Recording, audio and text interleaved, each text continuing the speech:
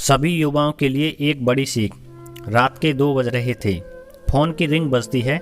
26 साल का आनंद नींद से जाग बड़ा खुश होकर फ़ोन को रिसीव करता है। खुश इसलिए होता है क्योंकि उसकी नई नई गर्लफ्रेंड बिना टाइम देखे कभी भी उसको फ़ोन कर देती है। फ़ोन की दूसरी तरफ से आवाज़ आती है, जन्मदिन मुबारक हो बेटा, आज मेरा बेटा पूरे 26 साल का हो गया है, मैं बहुत खुश हूँ। माँ की आवाज़ सुनते ही आनंद के चेहरे के एक्सप्रेशन बदल जाते हैं।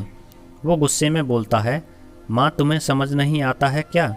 इतनी सी बात के लिए मेरी नींद खराब कर दी। यह बात तो तुम मुझे सुबह भी बोल सकती थी। इतना कहकर वह फ़ोन काट देता है। थोड़ी देर बाद फिर से फ़ोन की रिंग बजती है। आनंद फिर से फ़ोन उठाता है और इस बार फ़ोन पर पापा होते हैं। आनंद इस बार आराम से बात करता है। थैंक यू पापा, आपने मुझे बर्थडे विश करने के लिए फ़ोन किया, वो भी इतनी रात को। पापा कहते हैं, नहीं बेटा, मैंने तुम्हें मुबारकबाद देने के लिए फ़ोन नहीं किया, बल्कि ये बताने के लिए फ़ोन किया है कि तुम्हारी माँ बिल्कुल पागल है। वो इतनी पागल है कि पिछले 1 महीने से मुझे हर दिन तेरा बर्थडे याद दिलाते आ रही है। वो इतनी पागल है कि तू हमसे सैकड़ों किलोमीटर दूर है, फिर भी उसने यहाँ पर खुद अपने हाथों से तेरे लिए केक बनाया है। ऊपर से ये जिद कर बैठी है कि जब तक तुझे विश नहीं कर देती तब तक ना खुद खाना खाएगी ना मुझे खाने देगी। आनंद सब ध्यान से सुन रहा था और उसे ये महसूस भी हो रहा था कि उसने अपनी माँ के साथ कैसा बर्ताव किया। वो बोला, नहीं पापा, माँ बिल्कुल पागल नहीं है। पापा कहते हैं, नहीं बेटा, तू अपनी माँ के पागलपन को नहीं जानता, मैं जानता हूँ। वह तो 26 साल पहले ही पागल हो गई थी, जब डॉक्टर ने उससे कहा था या तो हम बच्चे को बचा सकते हैं या आपको।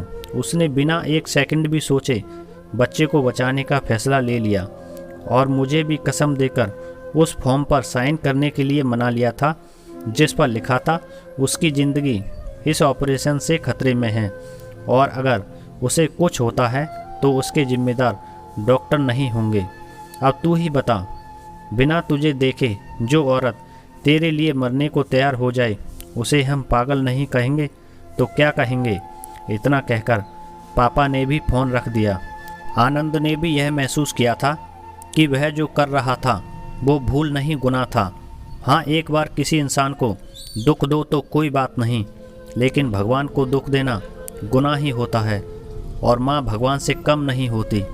पश्चाताप के आंसू उसकी आंखों से बह निकले। सवेरा होते ही आनंद अपने घर की ओर रवाना हो गया। अपने माँ बाप से माफ़ी मांगने के लिए घर पहुँचते ही उसने पहले माँ से माफ़ी मांगी, जिसने उसे गले से लगा लिया। फिर वह अपने पापा से माफ़ी मांगने लगा। पापा ने कहा, कोई बात नहीं बेटा, जा तू वापस चला जा। तेरी माँ हमेशा कहती थी कि तू उसे बुढ़ापे में संभालेगा, लेकिन मैं उसे संभाल लूँगा।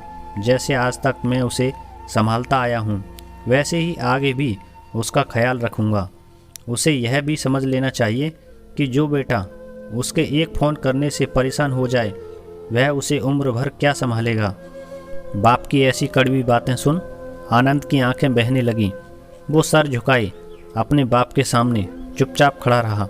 अपने बेटे को परेशान देख माँ आगे आती है और पापा को कहती है, जाने दीजिए, माफ़ कर दीजिए, हमारा ही बेटा है। माँ की ममता का मोल ना कोई लगा पाया था ना कोई लगा पाएगा। 9 महीने प्रसव की पीड़ा सहन करके हमें नई जिंदगी नई दुनिया में लाने वाली माँ ही हमारी हर गलती को माफ़ कर सकती है। यह कहानी आपको कैसी लगी हमें कमेंट में ज़रूर बताएं। इस कहानी के बारे में आपकी क्या राय है वो भी लिखकर हमें ज़रूर बताएं। Thank you, wish you all the best.